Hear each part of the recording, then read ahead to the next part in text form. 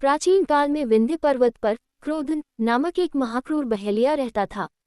उसने अपनी सारी जिंदगी हिंसा, लूटपाट, मद्यपान तथा मिथ्या भाषण आदि में व्यतीत कर दी। जब जीवन का अंतिम समय आया, तब यमराज ने अपने दूतों से कहा कि वे क्रोधन को ले आएं। यमदूतों ने क्रोधन को बता दिया कि कल तेरा अंतिम दिन है।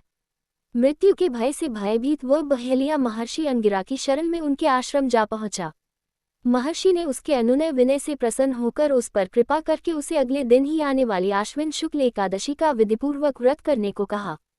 इस प्रकार वह महापात की व्याध पापांकुशा एकादशी का व्रत पूजन कर भगवान की कृपा से विष्णु लोक को गया। उधर यमदूत इस चमत्कार को देख हाथ मलते रह गए और बिना क्रोधन के यमलोक वापस लौट गए।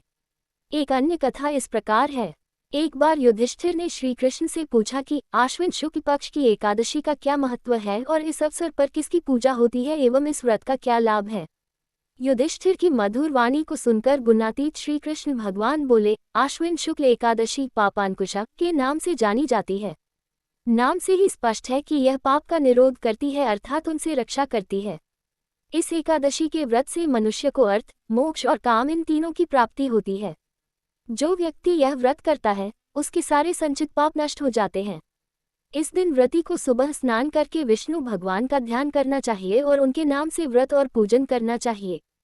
व्रती को रात्रि में जागरण करना चाहिए। जो भक्ति पूर्वक इस व्रत का पालन करते हैं, उनका जीवन सुखमय होता है और वह भोगों में लिप्त नहीं होता।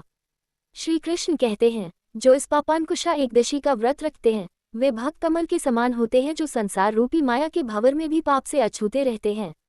कलिकाल में जो भक्त इस व्रत का पालन करते हैं, उन्हें वही पुण्य प्राप्त होता है जो सतयुग में कठोर तपस्या करने वाले ऋषियों को मिलता था। इस एकादशी व्रत का जो व्यक्ति शास्त्रोक्त विधि से अनुष्ठान करते हैं, वे न केवल अपने लिए पुण्य संचय करते हैं, बल्कि उनके पुण्य से मातृगण व पितृगण भी पाप मुक्त हो जाते हैं।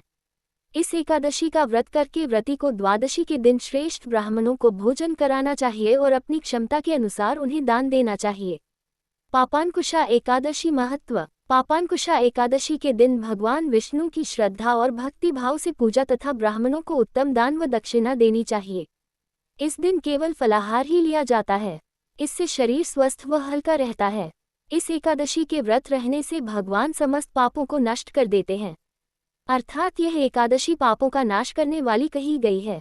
जनहितकारी निर्माण कार्य प्रारंभ करने के लिए यह एक उत्तम मुहूर्त है। इस दिन व्रत करने वाले को भूमि, गौ, जल, अन्न, छत्र, उपाना आदि का दान करना चाहिए।